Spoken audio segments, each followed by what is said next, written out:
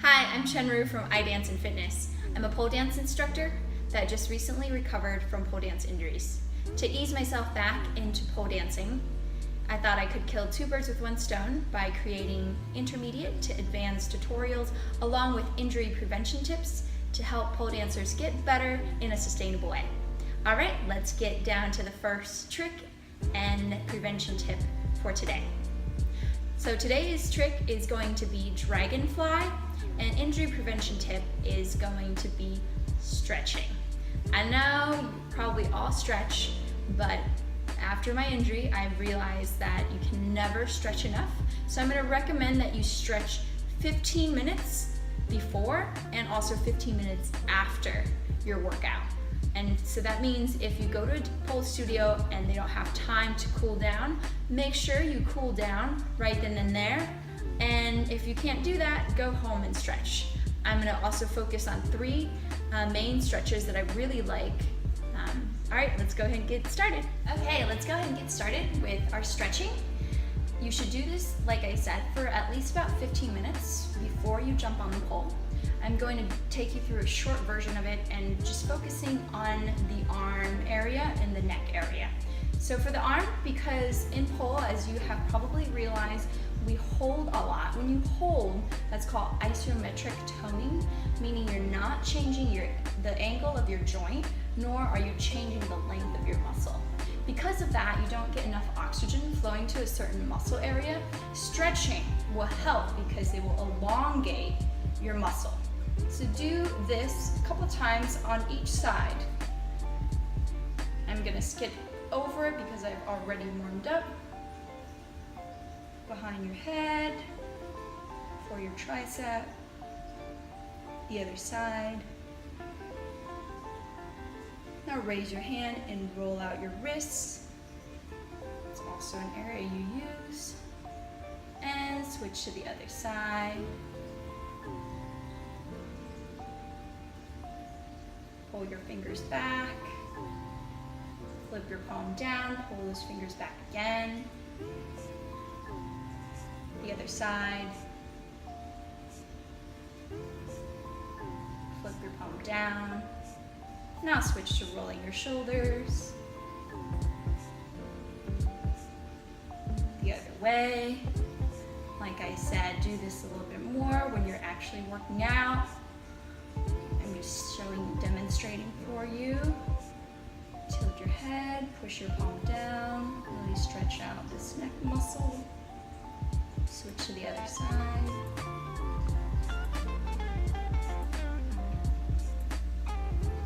Swing your arm up and down. Make little circles.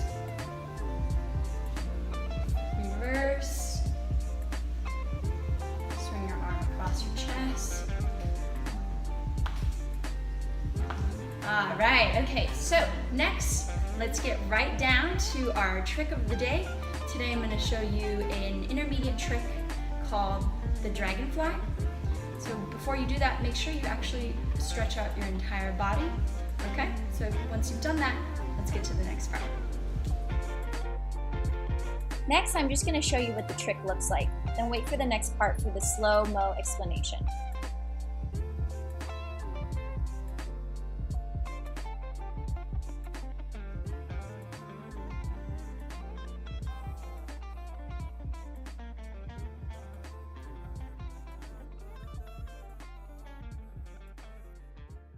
You're going to start by walking to the left side of the pole.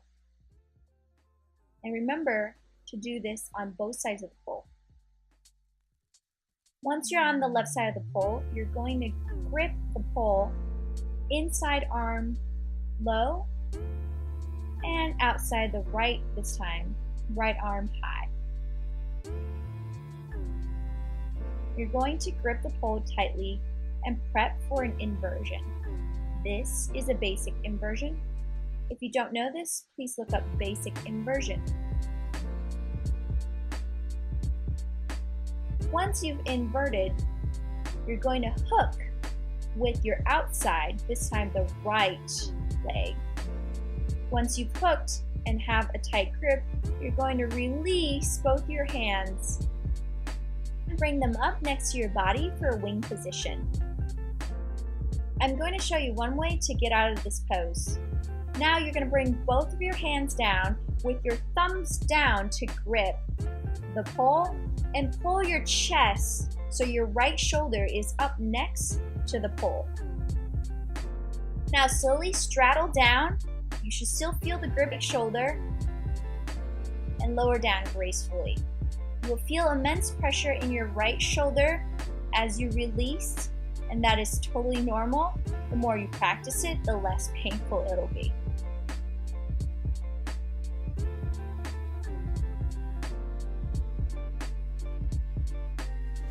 Hi, how was it? Did you get it? It's okay if you didn't. You can keep trying. Make sure you try at least 3 times on each side. You want to try both sides because, well, first, you don't really want to wear down one muscle too much, and secondly, if you plan on performing, you never know what the choreography calls for, so make sure to do that, okay? All right, let's get down to the last part. Pretend that this is the end of your pole workout today.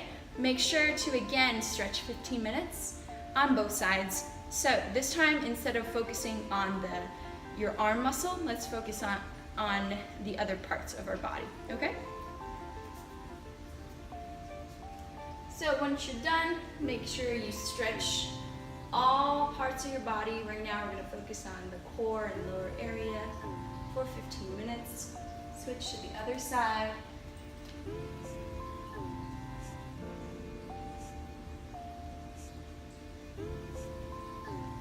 Now stretch out your back.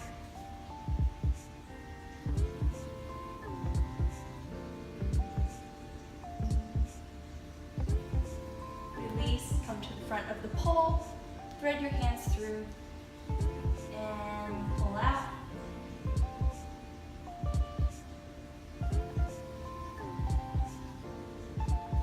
Release, come back up. All right, push up. And one more back bend. Back to center. Okay, so that was just a sampler of a 15-minute stretching that you should do after every workout. Thanks for watching, and I'll see you next time. Bye-bye.